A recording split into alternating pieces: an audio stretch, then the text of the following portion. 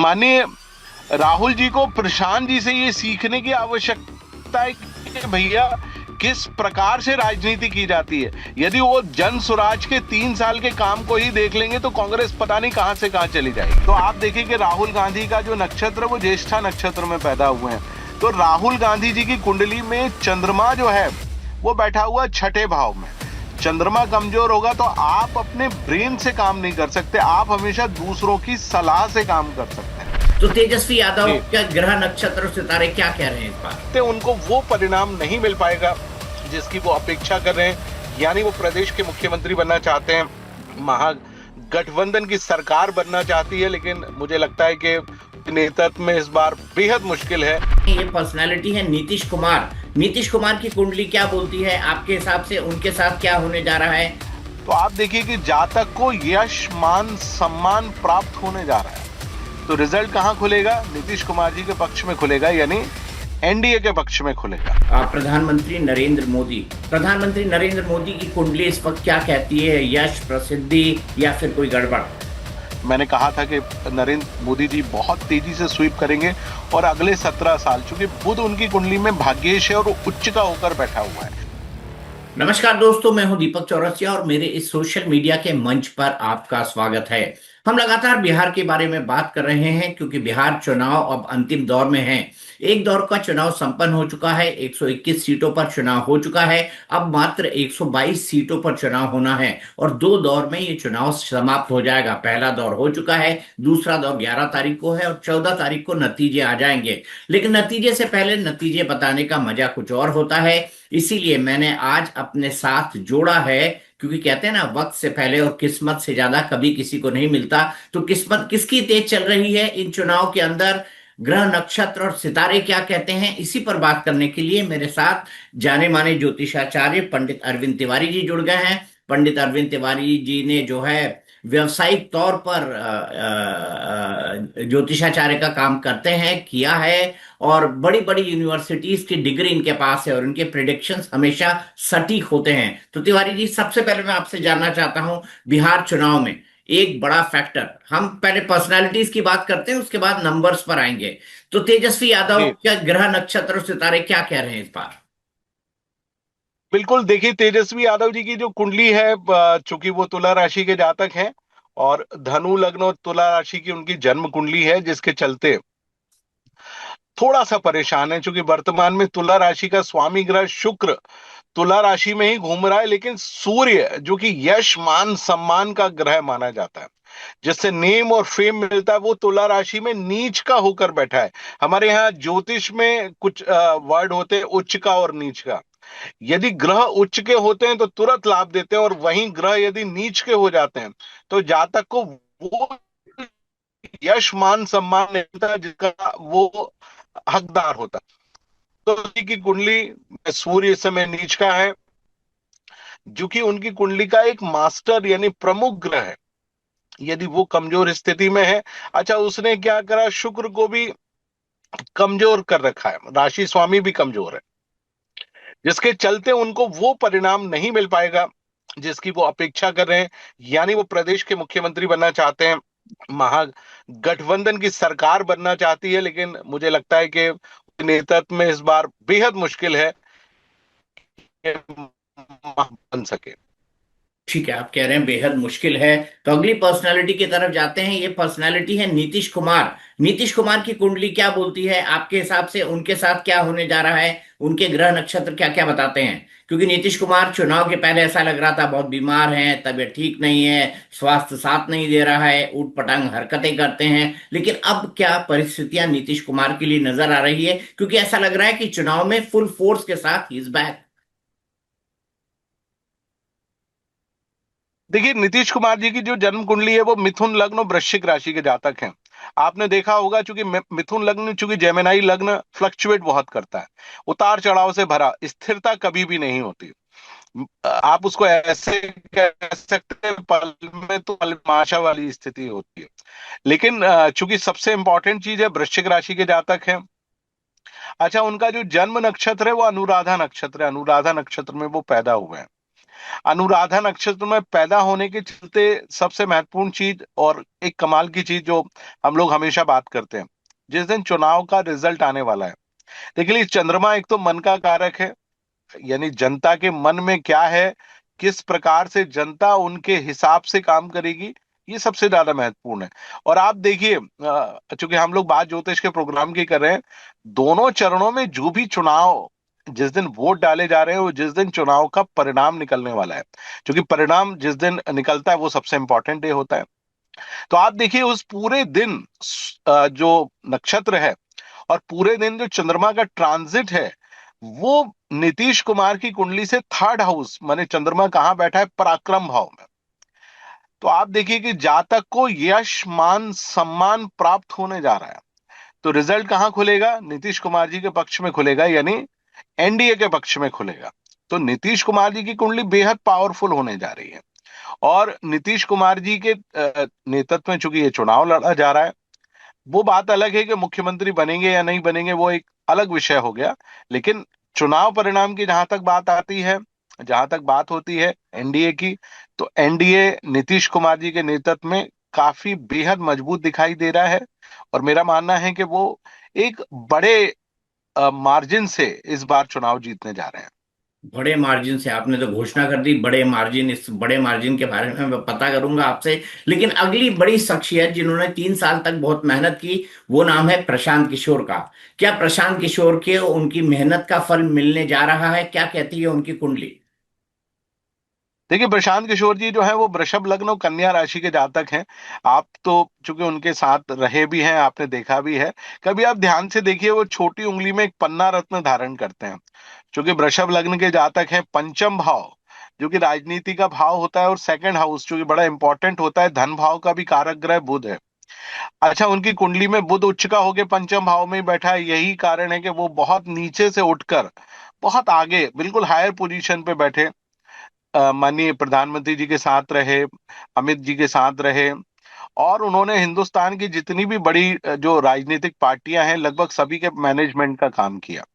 बुद्ध का काम होता है बहुत अच्छी चीज तरह से चीजों को ऑर्गेनाइज करना, और बोलने की जो कला होती है, क्योंकि बुद्ध ब्रेन का भी कारक होता है, मस्तिष्क का भी कारक होता है। और सबसे महत्वपूर्ण चीज होती है कि जातक कहां से कहां तक सोच सकता है, जिस सोच तक आप नहीं पहुंच सकते हो।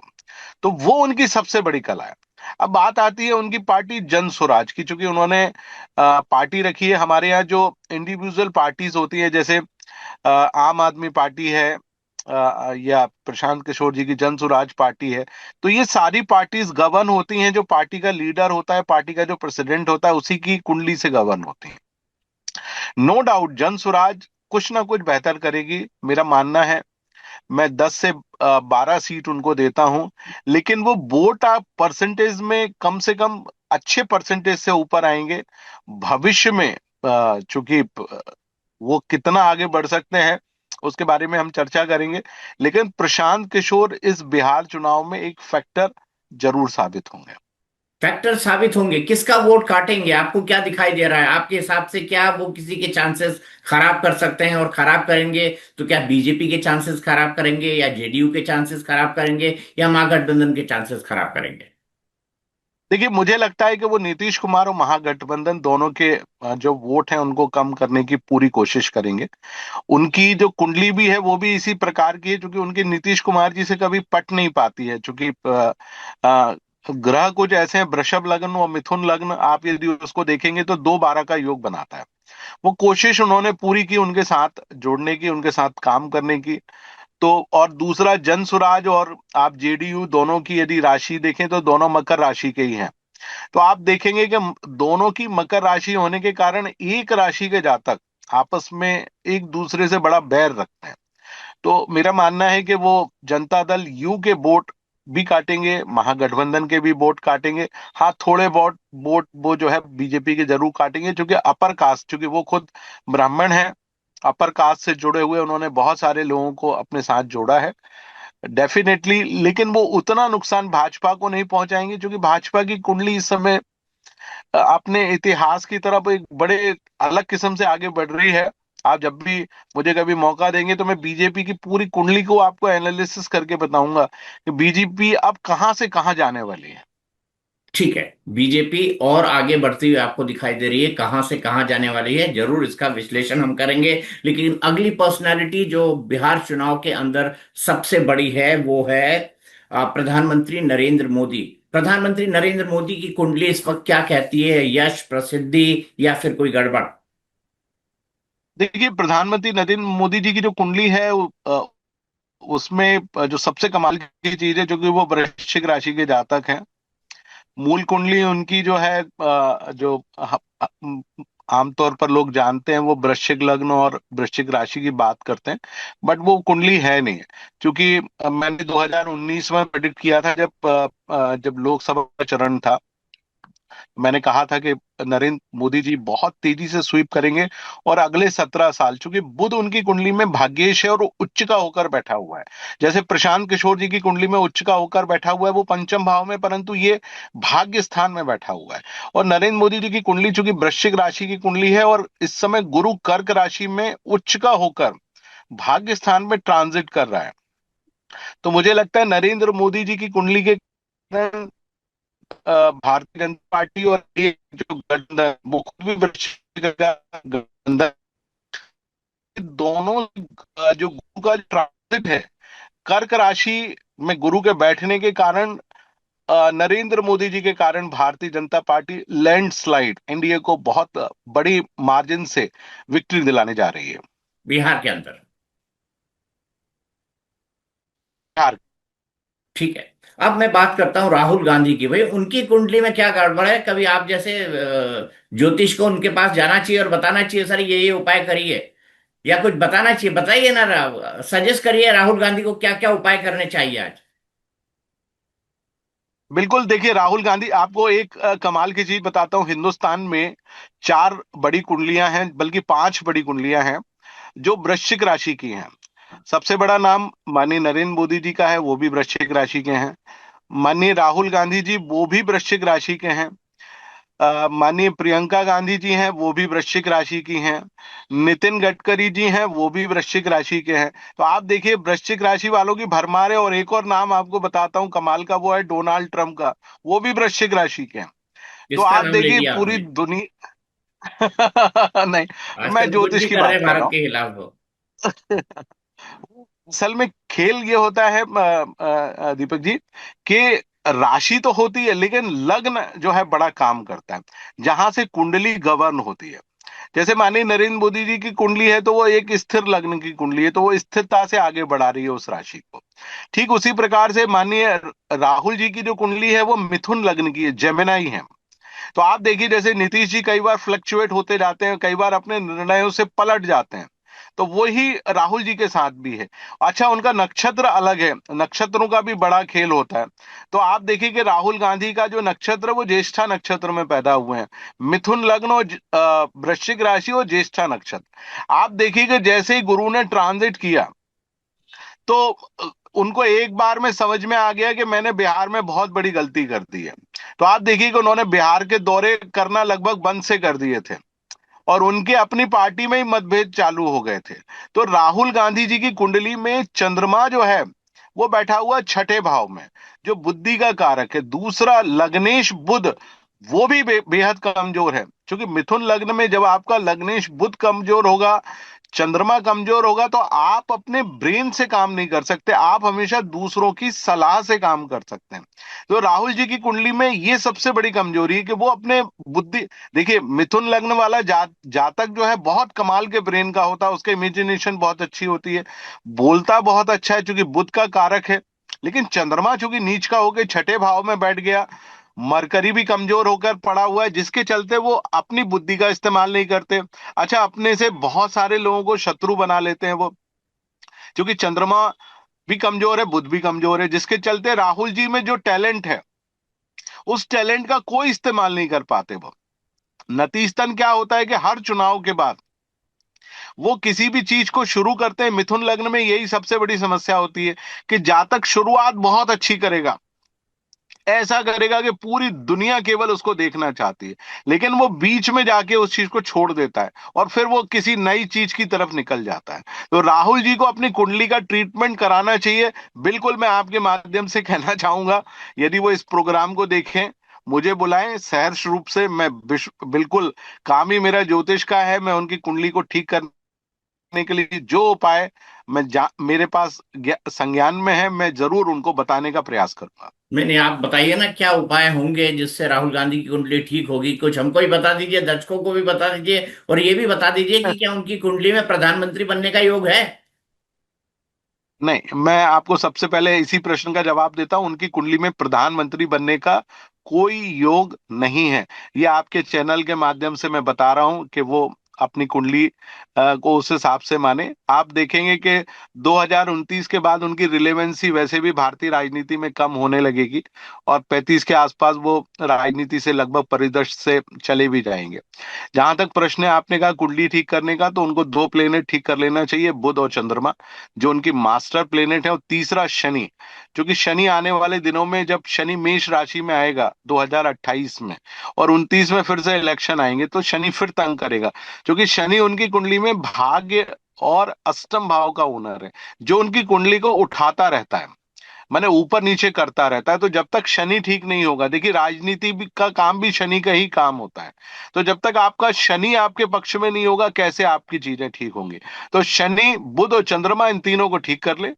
और एक बहुत छोटा सा उपाय आपके माध्यम से बता देता हूं। एक मोती रत्न यदि वो पहन सकते हैं, जिसका वजन लगभग 16 से 18 रत्ती का हो, राइट हैंड की लिटिल फिंगर में वो धारण करें, निसंदेह मोती पहनने भर से ही लाभ होगा।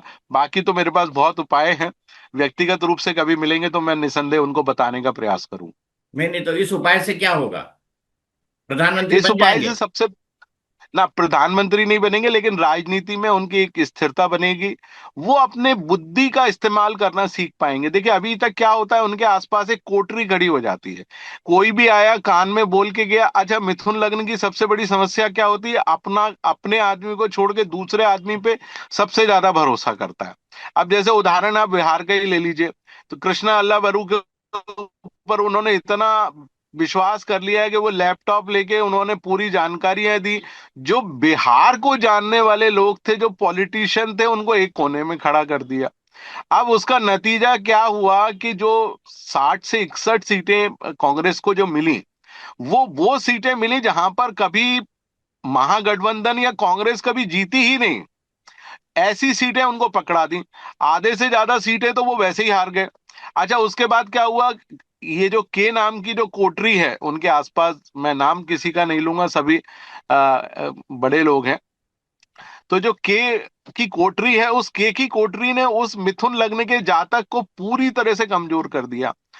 आप सभी जानते हैं उनके पास आजकल केरला लाभी है, और उसमें बहुत सारे के नाम वाले लोग उनके साथ काम कर रहे हैं, जिसके चलते राहुल जी आने वाले दिनों में भी परेशान होंगे। क्योंकि यही स्थिति रही और आप यही लैपटॉप की राजनीति करते रहे। देखिए राजनीति हमेशा धरातल पर होती है। जैसे भारतीय जनता पार्टी मेहनत करती है, तो वो धरातल और धरातल पे बहुत काम करती हैं। इवन प्रशांत किशोर भी पिछले 3.5 4 सालों से बिहार में धरती पर घूम रहे हैं। वो जनता की समस्याओं को, नब्ज को देख रहे हैं। आप प्रशांत किशोर जी की राजनीति को आप देखिए कि उन्होंने हर जगह जो पेड लोग हैं, जिनको बाकायदा तनख्वाह देके उन्होंने अपॉइंट किया, उनसे वो पूरी जानकारी, हर विधानसभा सीट, हर शहर की, हर छोटी छोटी जगह की वो पूरा फीडबैक लेते हैं। तो मानिए, राहुल जी को प्रशांत जी से ये सीखने की आवश्यकता है कि भैया किस प्रकार से राजनीति की जाती है। यदि वो जन स्वराज के 3 साल के काम को ही देख लेंगे, तो कांग्रेस पता नहीं कहां से कहां चली जाएगी। और दूसरा, सबसे पहली सलाह जो मैं देना चाहता हूं आपके माध्यम से, कांग्रेस को गठबंधन की राजनीति से अब अलग हो जाना चाहिए। क्योंकि वो गठबंधन की राजनीति में खड़े होते हैं, गठबंधन के नेता ये मानकर चलते हैं कि भविष्य में राहुल गांधी उनके लिए खतरा साबित होंगे, तो वो खुद कोशिश करते हैं कांग्रेस हार जाए और कांग्रेस के जो वोट हैं उनके माध्यम से हम आगे निकल जाएं। मेरी सलाह, यदि राहुल जी मानते हैं, तो मैं राहुल जी को पहली सलाह दूंगा, कांग्रेस को आप खुद लड़ाएं। बिल्कुल किसी गठबंधन में ना लें। भले ही 4 कोने की लड़ाई होगी, वो वोटर जिसको हम लोग कहते हैं कि ऑर्गेनिक वोटर होंगे, वो हमेशा आपके साथ रहेंगे। और जमीन से जुड़े हुए लोगों को लेकर आए। लैपटॉप वाले जो लोग हैं, जो आईटी प्रोफेशनल हैं अपने आप को कहते हैं कि हम सब कुछ जानते हैं, जिसका नतीजा आप देखिए कितना बड़ा आंदोलन बिहार में उन्होंने खड़ा किया, वो सारा आंदोलन सब खत्म हो गया। एसआईआर को लेकर जो आंदोलन था, वोट चोरी का जो उन्होंने आंदोलन खड़ा किया, आज उस आंदोलन का कहीं कोई नाम नहीं है। और आप सोचिए कि कितनी जग हंसाई होती है कि एक इतना इंटेलिजेंट आदमी दूसरों के इशारों पे खड़ा हो गया कुछ कागज लेकर, जिसका कोई अर्थ नहीं है। तो ये राहुल जी को अपने ब्रेन से सोचना पड़ेगा। जो मैंने आपको बताया कि वो अपने ब्रेन का इस्तेमाल नहीं कर पाते। ब्रेन का कारक बुध है, ब्रेन का कारक चंद्रमा है।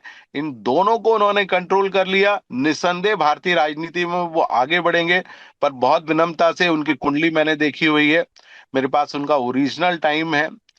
मुझे, मैं पूरे दावे के साथ कह सकता हूं कि वो भारतीय राजनीति में इस भारत देश के प्रधानमंत्री नहीं बन पाएंगे।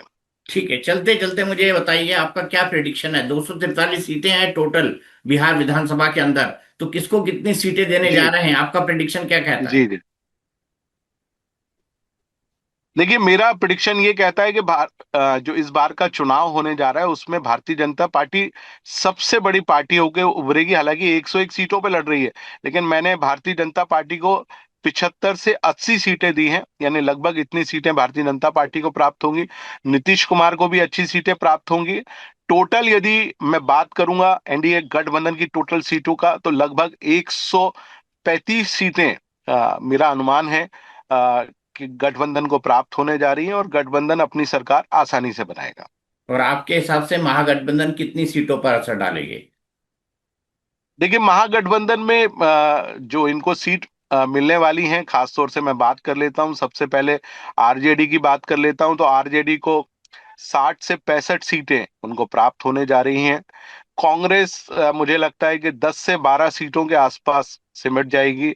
मुकेश सहनी जी की जो पार्टी है उनको 2 से 3 सीटें मुझे लगता है कि मिलना चाहिए। बाकी जो रेस्ट ऑफ द है उनमें सबको थोड़ा थोड़ा करके जरूर मिलेगा।